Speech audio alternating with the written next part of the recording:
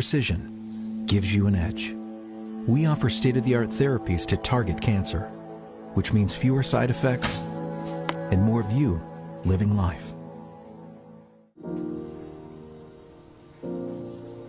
Side by side, our collaboration with Mayo Clinic enables our cancer team to consult with world-class experts and deliver you uniquely personalized treatment plans. In America, the future belongs to everyone. Let's create yours with a built Ford Tough truck. Ford F-150 with impressive max towing capability and available Pro Power on board so you have power on demand. Be future ready with Ford F-150. Tomorrow might be hard to see, but tomorrow is right in front of us. And we're always looking towards it. Investing another $4 billion in renewable energy and low-carbon solutions through 2025. And lowering emissions by modernizing our infrastructure, bridging to a sustainable energy future. The trick to throwing well is knowing where you want the ball to go. Like how the local bankers at First Western Bank and Trust take the time to learn about you and recommend the banking services like online banking or personal loans that keep your goals on target.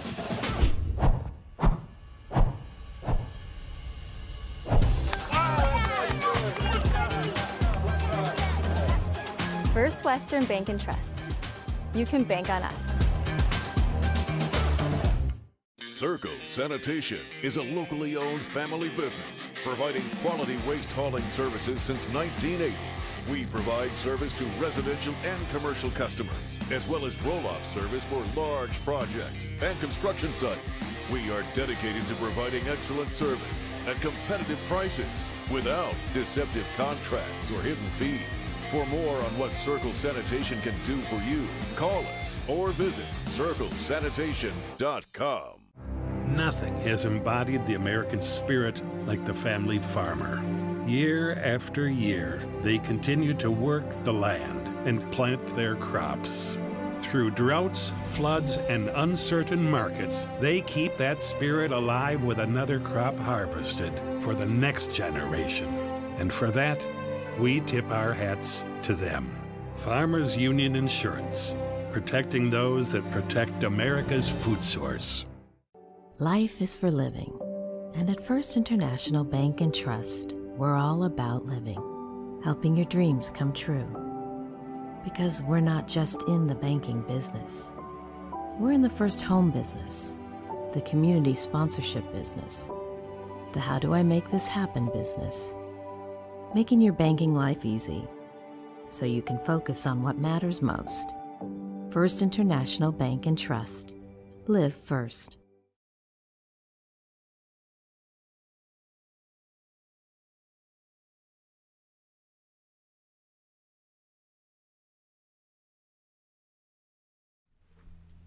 Hello and welcome inside another episode of Tauros Tribune Live. As always, I'm Minot. Coby Brault is alongside. We'll have more guests as we go through the evening. Tauros come in off a weekend sweep of Aberdeen. That's always fun to say, Coby.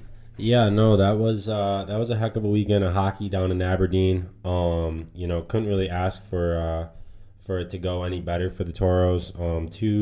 I'd say two very different games, but yeah, 2 wins nonetheless. Always good to sweep anyone in the division, but especially when they wear the other shade of red and white. So, yeah, all in all, a good weekend. Friday night, it felt like they had the game in control pretty much from the jump on Friday. And then it was all of a sudden that third period, Aberdeen came out kind of all firing on all cylinders, and then it was Spence saving the day there, 13 seconds after. Yeah.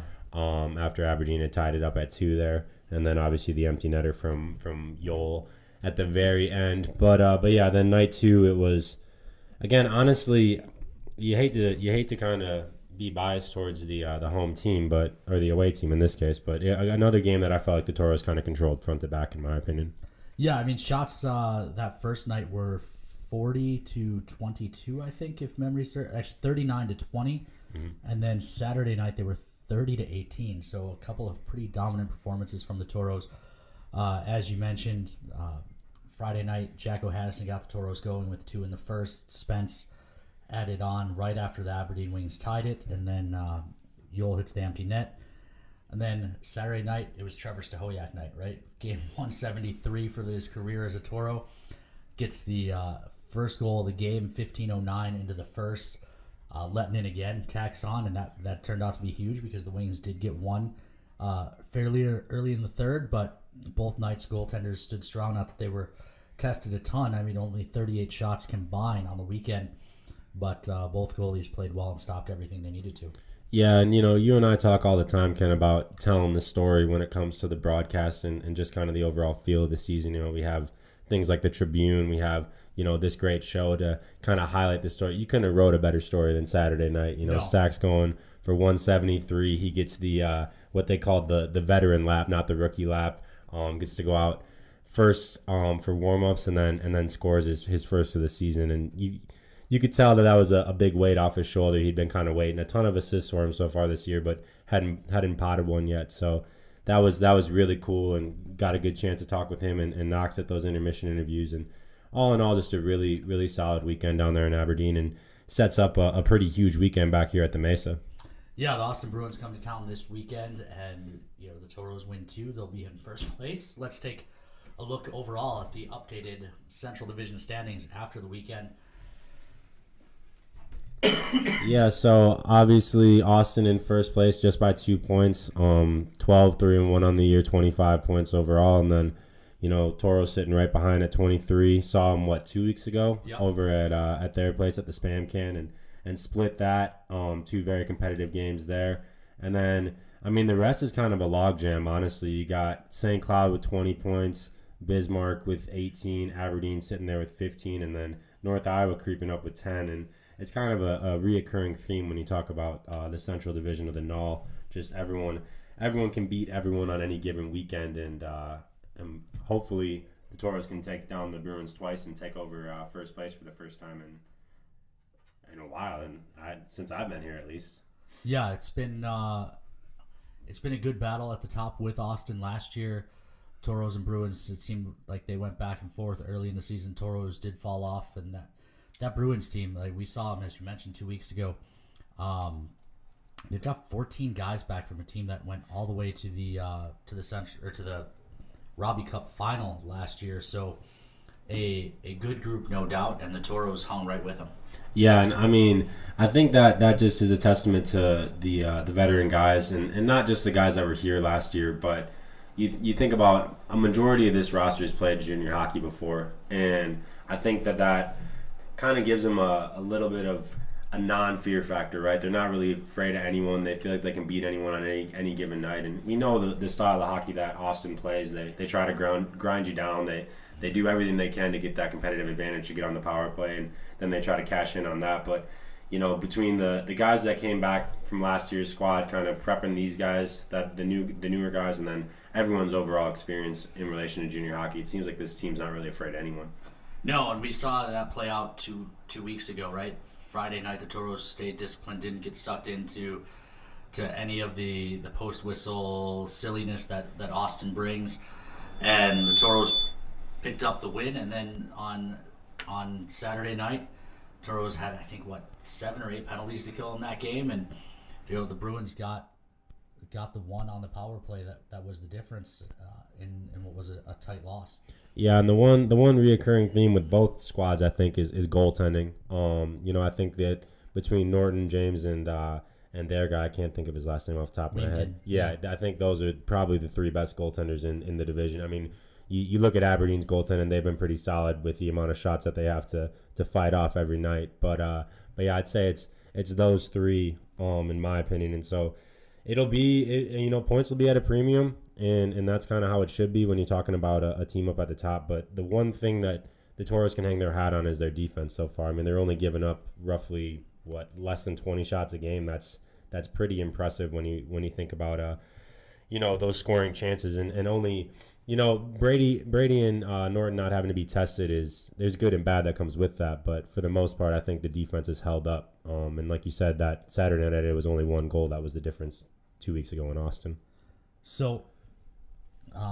You had a chance, as we transition here a little bit, looking ahead, you had a chance to talk to Tauros Tribune writer Jeremy Pike. He, of course, he's been with the Trib since it started, and he had the new issue come out, which we'll have Noah on in a minute to talk about. But he's also been on recap duty. What was his impression? I know you guys talked a little bit before you started recording.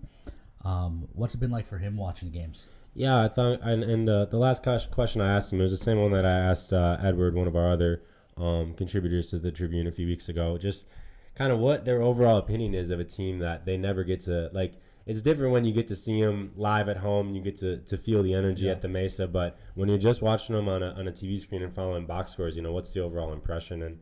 And Jeremy wasn't shy about saying nothing but good things. It's a fun team to watch. They play a good brand of hockey, and it's fun for us. You get to call the game every night. I get to work behind the scenes every night on it. But it's cool to hear a casual observer that's more so just there to describe what's going on. Kind of an unbiased opinion a little bit. But yeah, he had nothing but good things to say, and overall a good interview. I mean, Jeremy's a great guy and does some really good stuff for the Tribune month in and month out. Well, let's go out to that now. Check in with Jeremy Pike and hear about the new issue of Tauros Tribune, which came out last Saturday. All right, and welcome back into Tauros Tribune Live. I got my man Jeremy Pike here with me. Jeremy, how is it going? Doing well. How about yourself? Not bad at all. Now, Jeremy, you are one of our few on-staff kind of freelance writers for the Tauros Tribune, which is out now. November's issue's out as we speak. So let's dive into that a little bit. You got a couple articles in this month's Tribune. First one highlighting the world famous trunk or treat. So why don't we start there? Absolutely.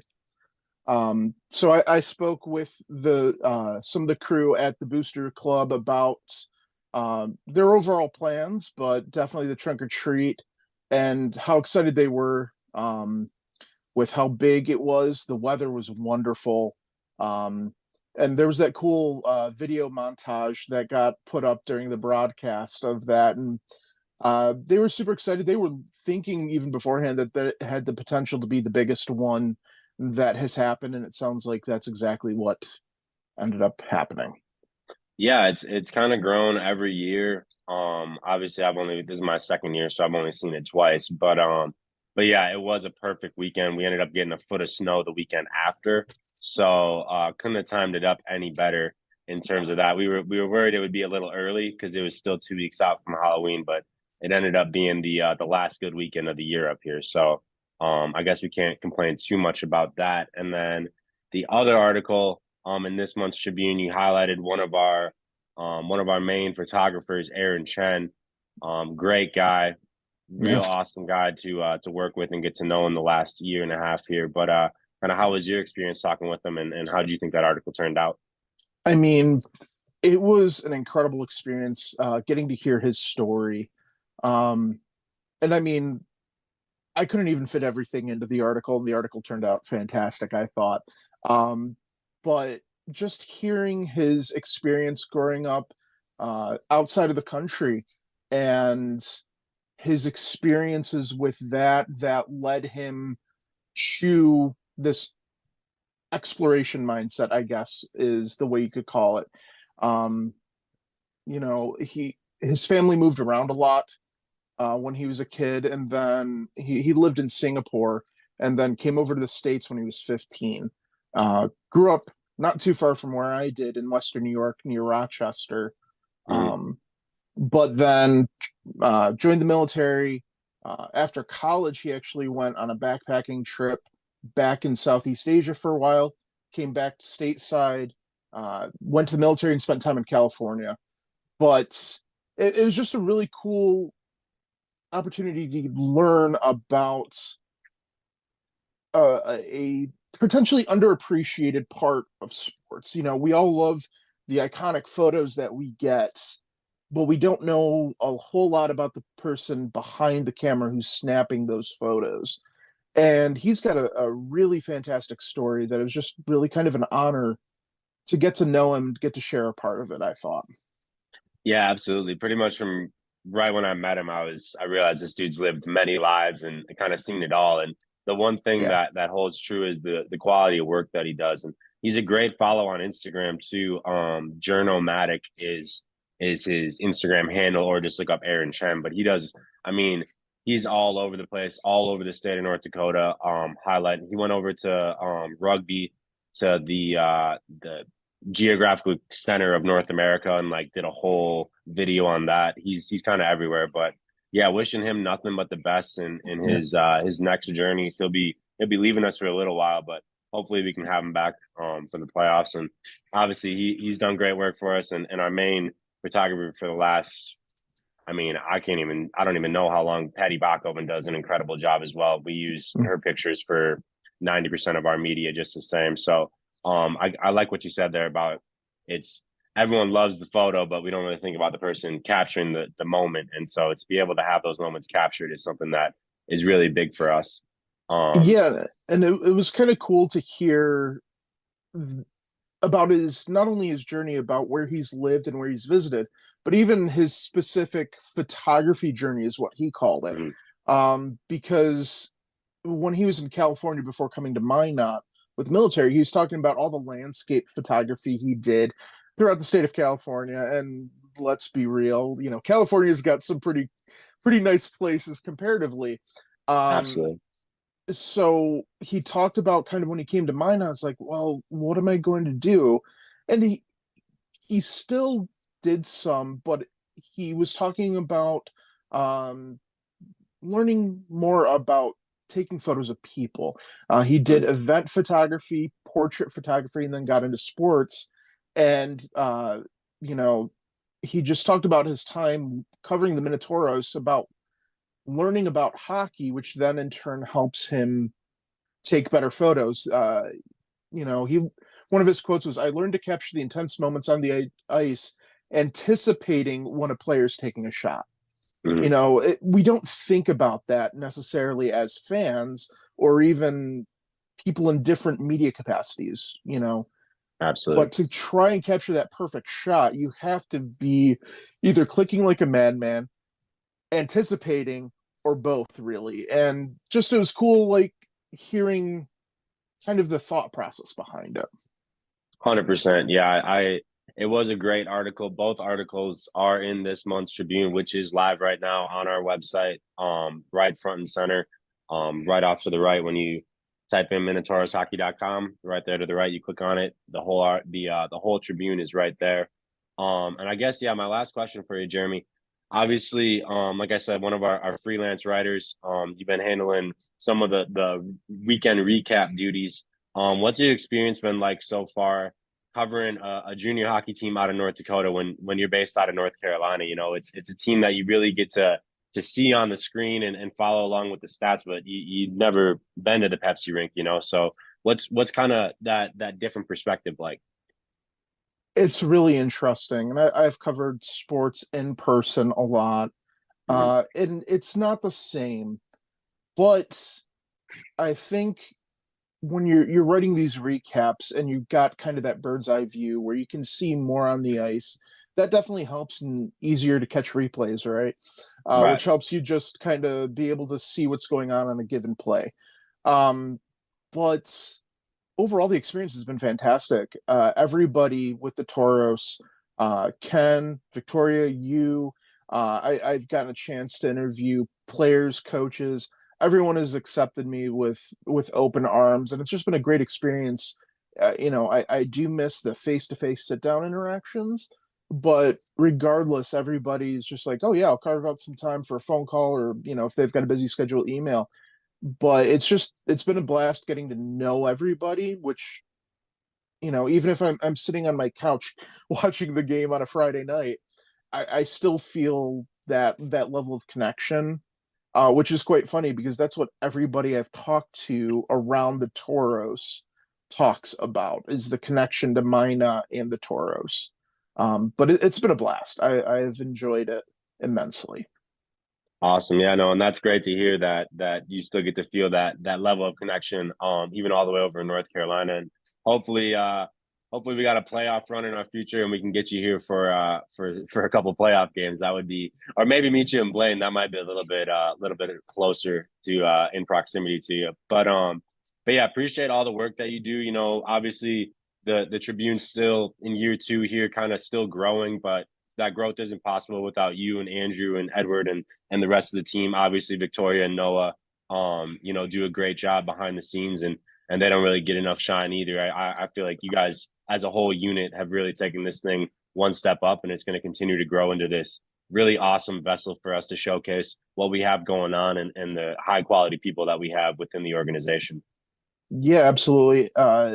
Victoria does a fantastic job coordinating everything. Like, without her, we wouldn't have the Tribune, you know. But it's a whole effort collectively from everybody, and it's just great being a part of the team, honestly, in this capacity. And the stories are a blast. You know, you can find things a little bit more on the X's and O's side, and getting into statistics, and then, you know, we get this chance, me personally, to tell the stories of people around. You know, last year getting to talk about just some of the off the ice stuff about what people are doing in the community and the relationships that are building. And it's just a great part of what junior hockey really is and what the Tauros really are.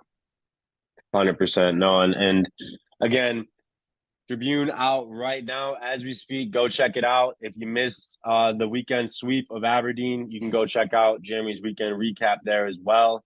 Otherwise, stay on the lookout for weekend recaps moving forward, more stories in the Tribune moving forward. Give him a follow on Twitter. He live tweets the game. Very helpful for a guy like me that has to clip after the game. I can just go back and see, okay, if Jeremy tweeted about it, that means it was an important play. But yeah, appreciate you taking some time, Jeremy, and yeah, hope to hear from you soon. Sounds good. Thanks. Appreciate it. Welcome back into the Bonfire Studios North. Thanks again to Jeremy Pike for his contributions to the Tauros Tribune, and the creative director of the Tauros Tribune with me now, Noah Grant. Noah, another issue live. It's on our website, gotauros.com. It's in the Tauros app under the Tauros Tribune.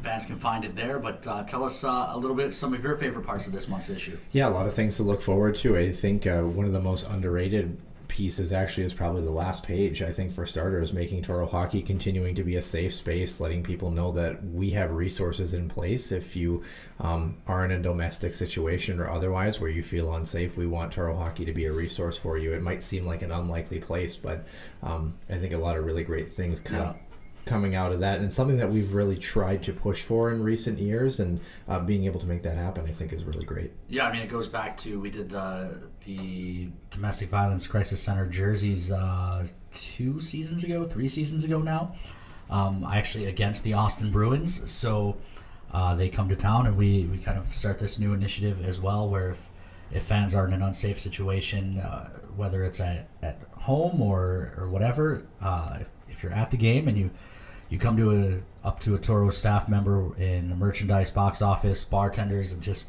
let them know that you need a purple and teal ticket. We'll know what that means, and we'll help get you the resources you need. There is a Minot Police Department police officer on staff at every game, so yeah, we'll be able to help connect you to that person and make sure that you get taken care of and out of the building safely. Yeah, I mean, I know it sounds like kind of a weird thing to throw in, for the magazine, but it's something that I'm really proud of. It means so much to be able to add resources like that. Other great things, Yoel Lettinen and Chad Muller, two guys that we highlight in this edition. Of course, Lettinen, father figure, was a former NHL player, so really good stories there. If you've ever seen any really great photos coming out, either in the Tauros Tribune, on the website, whatever it is, Aaron Chen's probably been behind it, and it's great to finally feature him. He's been somebody that has really, I say this with all respect to all the photographers that we've worked with, but Aaron's photos are just top-notch, and for a guy who had really never covered a lot of live-action sports, you wouldn't really know it. Right, and he's, Patty Bachhoven does a great job for us consistently, but and we've asked her to be focused on the game. Erin came in and got some of the other stuff that we've been lacking, just I mean, unfortunately, pictures of me, but pictures of the entire staff and stuff in action, as opposed to those posed headshots. We have photos of our staff doing their jobs, and I think that's been a cool touch to have as well. I didn't know we did our jobs. Yeah, well, most of us doing our jobs, and so it was cool to get to know Aaron as well. He actually just left Minot for a bit here. He'll hopefully be back soon. He's actually become a bit of a personal friend to both Victoria and I.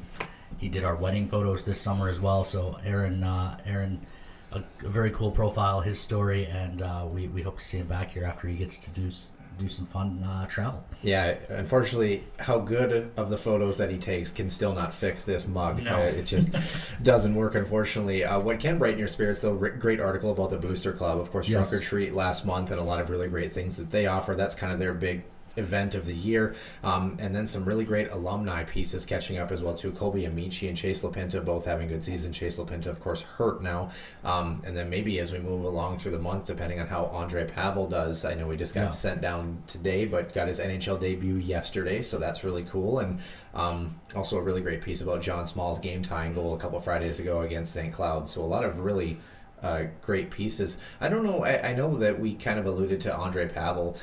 What a great moment for you. Like you mentioned on Facebook how you know it's been a couple of years, coming to see him go to Mankato and then ultimately sitting on your couch eating some popcorn watching him play in the National Hockey League. It's got to be a great feeling. Yeah, he's definitely, it's funny as the broadcaster, I end up actually getting closer to the players who don't play a lot.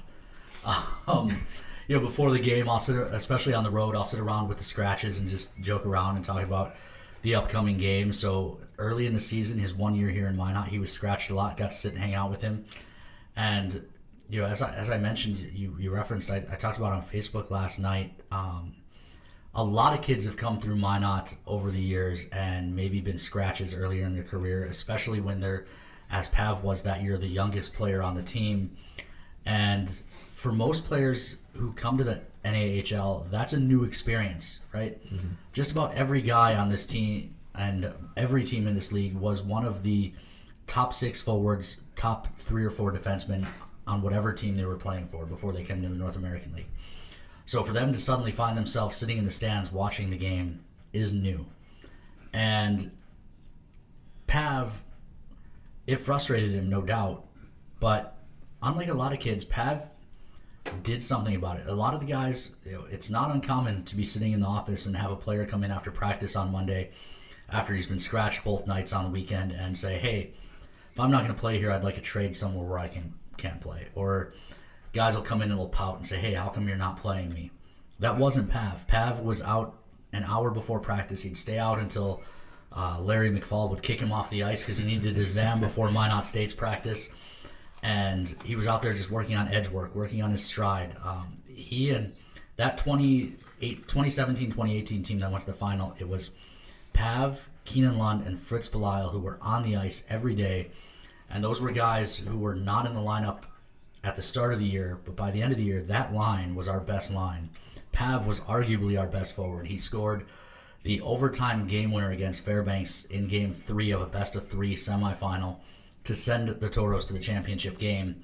So to see that guy go from out of the lineup at Christmas time to being the most important piece of the lineup at the end of the year just by putting in that work. And first it was, okay, now he's in the lineup every night, but he's only getting 4 or 5 shifts a game, and then making those 4 or 5 shifts count and continuing to earn more and more trust from then head coach Marty Murray, to becoming that huge piece and scoring that huge goal in the postseason. Yeah. Going on to Fargo, where he ended up wearing a letter for the Force. Going on to Mankato, I got to run into him last year when Peter Page and I went to the Fargo Regional in the NCAA tournament. I got to talk to him. Got to go down by the locker rooms after the game, and even though they had just lost and been eliminated by St. Cloud State. Great team. Yeah. Pav came up, saw me, a huge smile, came up, gave me a big hug. I had asked him what was next, and he didn't know yet. He wasn't sure if he was going to go back to school or if he was. And then next thing you know, he's signing the 2-way deal with the Avalanche and gets the call up on Monday.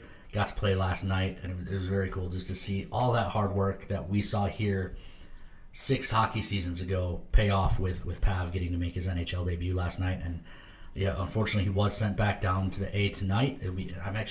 We'll have to check to see he and Mason Morelli, if Pav's made it back to the AHL, he and Mason Morelli would be playing tonight against each other. So yeah, just great to see all those alums succeed, especially being here as long as I have, knowing the stories and the hard work that those guys put in. And if memory serves correct, hopefully Mason Morelli will be the next, but I believe that would make Pav the 3rd Toro in franchise history to play in a regular season NHL game. The others being, of course, Blake Lizotte and John Lizotte. So no relation, but a couple of former Toros who ended up both at St. Cloud State and ended up in the NHL, and now Pav, and hopefully we'd see Mason get a chance to get called up by Vegas as well this year.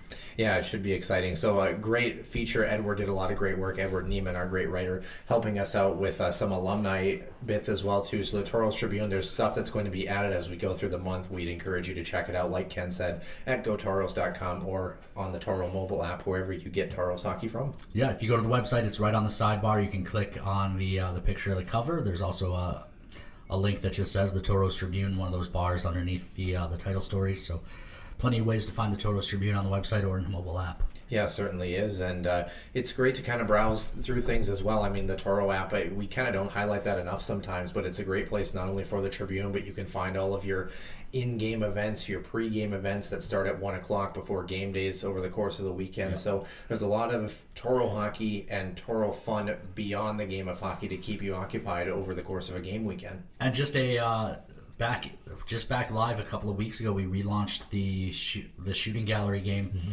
So you go in there, there's a little digital goalie, you swipe on your screen to shoot pucks and see if you can set the high score. I'm hoping you're the goalie, right? Because then the score would be very high. No, that goalie a little bit better than me, not 5'1" as I was when I was in high school, so a little bit harder to score on him, I would think. Yeah, certainly. And one player, obviously, really great goal scorer, had the game-tying goal on Friday. John Small, got to feature him, of course, in my piece in the best seat in the house, and a really great goal that we followed up, I believe, with him this past week. Yeah. We mic'd Smallsy up at practice, and we'll give that a listen now. Here we go. Great day to have a day. Am I going? Hey, Doss. Why don't you tell the Mike why you're in a pink jersey? I lost the shootout. Sauce only! Yeah, guards! Yeah! Sauce! What'd you say? Say it? That means I am a wizard. Chalk? Yeah, I mean, it's a chalk. Buddy, you're chalked.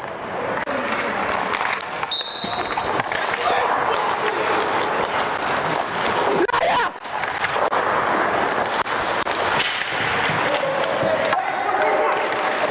Oh, that's scrapped.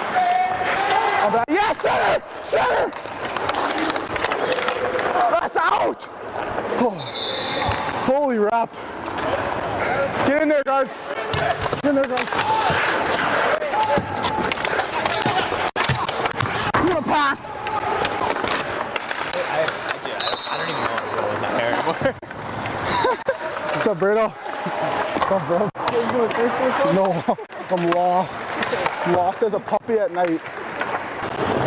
You. Come on, guards.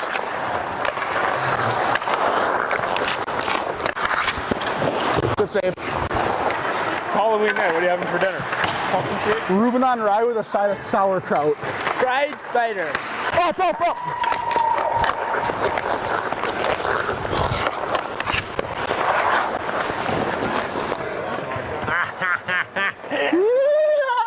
Your jersey's a little ripped. If I wore my helmet like this at all times, you'd look like a beauty. Whatever. Stop. I hope he gets this. Go, Spence! Go, Spence! You speak Finnish? Not really. Sina Olatowska, you are funny. Shout out Duolingo. Is this a real drop? No. Come on, man. Hey! That's foul. Textbook! Good breakout here. Find the seam. Find the seam!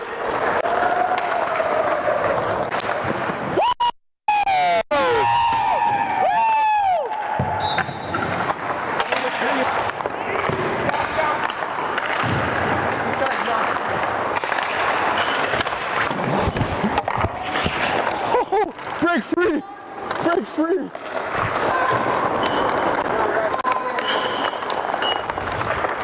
Bingo. Come on, man. He's Mike. Mosey's Mike. Hello, Mike. Hello, Xander. Hello. Hello. That was again Johnny Small mic'd up at practice. Coby Brault jumps back in, guys. A big month of November coming up. 3 home weekends in a row. Tauros don't leave the state the rest of this month. The one road game is Wednesday before Thanksgiving down in Bismarck. So a chance for a team that's already performing very well to really, with a light travel schedule, make some hay. Yeah, and I think this one's obviously huge this weekend with Austin coming into town, but then still got to take care of business moving forward. Bismarck's the only team within the division that the Tauros haven't beaten yet this year. Only seen them once, but fell in OT a couple weeks ago. But yeah, you look at everyone else's schedule, and Austin's looking at something similar. That I believe they come out here and then they're home for another 4 weekends straight themselves. So some home cooking, obviously. The Mesa is the best environment in the Central, if not the league, to play in. But yeah, we're gonna need everyone out all 3 weekends, not just this Friday or Saturday, but then the one after that and the one after that, if possible. So and to help with that, if you serve on Minot or Air Force Base this weekend, talk to your first shirt. Every first shirt on base has been sent a promo code. First 500 tickets to be claimed using that promo code are free. So whether you're wanting to come out Friday or Saturday night, get that promo code from your first shirt and claim free tickets, not just for yourself, but if you've got a family members, however many you can bring, the first 500 uses of that code, free tickets. Yeah, it should be exciting, and we kind of mentioned it a couple of weeks ago. There's something special about this Tauros team already. I feel like this group just, I mean, you go back any weekend this season, can you name a weekend yet this year where you're like, boy, that just was not a great weekend, or boy, they should have gotten a little bit more out of that, maybe could have gotten an extra point here or there, but overall in the aggregate you haven't been left with a weekend where you've said, geez, like, gosh, I wish they were giving us a little bit more. This Tauros team has started out really hot, and scary enough that if you're matching pound for pound the Austin Bruins, who returned 17 players from a team that was 1 game away from bringing home a Robbie Cup, that's not too shabby entering the weekend. No, you look at this group, even that split in Austin, the Saturday game, we alluded to it early in the show that, yeah, the Tauros did lose that game. It was a 2-0 final, but that wasn't a game that I ever felt the Tauros were out of, right? There was an empty net goal that at the end that makes it that 2-0, but the one goal against was a power play goal that honestly wasn't like the Bruins even set up shop in the offensive zone for a long period on the power play. It was scored on the rush. The Tauros had gotten it clear, and I think just 3 power play goals against for this group all season long. So when your penalty kill is clicking along like that, you're not going to really probably ever fall out of a game. Well, and I mean, sorry to jump in, but I guess this last weekend, 0 for 10 on the power play. I think the first weekend all year, the Tauros didn't score on the man advantage, so they also have brought the offensive side on special teams as well too, and the fashion in which they've won games. They've been winning games that are high scoring, but they're also comfortable being in a 1-0 contest and hanging on to a lead. How about you go back against St. Cloud 3 weekends ago? How often do you score 2 goals in 2 games in regulation and win them both? Like, that's a huge testament to offensively, of course, but the defensive commitment as well too, and some really great goaltending. Yeah, and one thing we can't overlook is the quality of game at home. Obviously, 2 of the 3 losses this year, technically 4 losses if you count the OT loss, but 2 of those come at home. But every game I feel like has been exciting. Like you said, getting those 2 goals and translating that to 2 wins against St. Cloud. We've had shootouts, we've had overtime, we've had just about anything you could think of, and we get some new faces coming in too. Aberdeen has, I guess they came up home opening weekend, but North Iowa hasn't been in the building yet. Austin hasn't been in the building yet. So you'll get three straight weekends to see, pretty much the whole division, and hopefully some more high quality hockey to come. And I can't remember the score of the Aberdeen game on Saturday, but I believe isn't a 2-goal spread the largest loss margin the Tauros have had this season? They lost 2 1-goal games, one in the showcase, one in overtime against Bismarck. Then you have the 2-goal loss against Austin, and I can't remember the Aberdeen score, but I felt like it was like maybe 3-1 or something like that. 3-1. So and I believe there was an empty netter in that one as well. Yeah. Yep.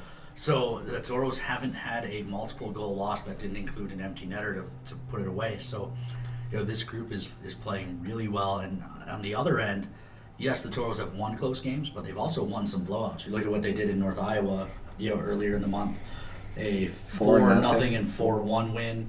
So this Tauros team not only can win the close games, but if it's a blowout, they're pretty much always on the right side of it. Yeah, you got to feel good about that. And when you have these 1-goal contests, we talk about it, over the course of a 60-game season, this is where you feel comfortable. If you're, and the Austin Bruins were a wagon last season, but we've seen a lot of teams that have been atop a division. They're winning games 5-0, 5-1, 4-1, whatever it is. Then you get to playoff time. They don't know how to handle a 3-3 hockey game necessarily, or they've relied so much on talent that they haven't kind of sweated out a game a little bit where they've been outplayed and they're still lucky to be in a hockey game and they have to find a way, or a goaltender has propped them up. The Tauros are winning these 1-goal hockey games and they're feeling comfortable being in that position. And I think part of that, Cobes, I don't know what you've seen, but I feel like Cody Campbell this season has just been a different animal in the fact that he hasn't been an animal behind the bench, so to speak. He's been calm, he's been collected, he doesn't really jump at a whole lot, and I feel like in his third year as the captain of the ship, it just feels like he's got a different demeanor where he's poised and the rest of the group seems to follow. Yeah, and I think a lot of that goes to obviously the constant scouting. We got scouts all over the country, and kind of the way that he's built this roster, leaning on the guys that have returned to make that big step. And we have a feature coming out on KMOT tomorrow night on Nick Zwiecki, one of those returning guys, the newest edition of Tauros Time. One of those returners that was in and out of the lineup last year, kind of looking for a foothold, and now he's an every night guy and an absolute asset. And that's a testament to not only Nick's growth individually, but kind of the team buy-in that I think they're certainly not lacking, and it's certainly translating into win after win. It would so far this year. Obviously, anything can happen weekend to weekend, but as a Tauros fan, you can't be anything but pleased with these guys so far. Yeah, and I think again, you talk about 2 years ago, Cody came in. He joined the team in training camp. The roster was pretty much already picked. He met the team in Watford City.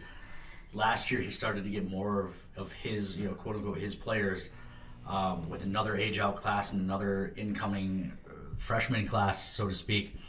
This roster is now pretty much entirely his. I think Trevor Stahoyak and Coby Whoop, the only guys that Cody or his scouts have not brought in, right? And sure, some of the scout, Chris Lonke's been with the organization for a long time. Some of those scouts that have been with them since before Cody. But again, they're out looking for players that match the way the coach wants to play. He's finally got his team, and I think that makes it a lot easier as a coach when you've got the guys that you want, the guys who are playing the way you want to play, as opposed to being saddled with guys who were brought in for the previous coaching staff. And something to be said about a team that was able to recover, at least initially, from the loss of guys like Chase LaPinta and Hunter Longy, two of statistically the most productive scorers in Toro franchise history. Not just Toro franchise history. Hunter Longy finished his career the 5th all-time leading scorer in North American Hockey League history. Yeah. So not just Toro's, not just a really good Toro last year, but honestly one of the best NAHL careers anyone's had. Well, exactly, and it just goes to show that every game has been exciting for these Tauros. They're a great hockey team, and I don't know about you guys, even though we get in the building for free, but if I didn't, I'd definitely be getting a ticket this weekend. 2 of the best teams in the NAHL going head-to-head, and it's a divisional matchup. Should be a great weekend. Yeah, and just looking at that graphic, like we've been saying, three separate chances to come out and see the guys, and the Wednesday, the day before Thanksgiving, if the weather's nice, I mean, a quick trip down to Bismarck is something that people in this town do once, twice a week, I feel like sometimes. So always fun to take over the VFW with Toro fans. Exactly, yeah. And I'm sure that the Bobcats would love nothing more than to see a sea of Cardinal and cream. So, but yeah, definitely at least these upcoming 3 weekends for sure. Starting this weekend, huge matchup. Should be 2 great nights of hockey, and can't wait to get it going. Yeah, after that, the Bulls come to town, and then the Wings. So 3 weekends in a row. Get your tickets. GoToros.com or tickets.minotauroshockey.com. Get your tickets. Come on out, and hope to see you at the rink. For Coby Brault, Noah Grant, I'm Ken Oda. Hoping you enjoyed the show. We'll see you at the rink starting this Friday night.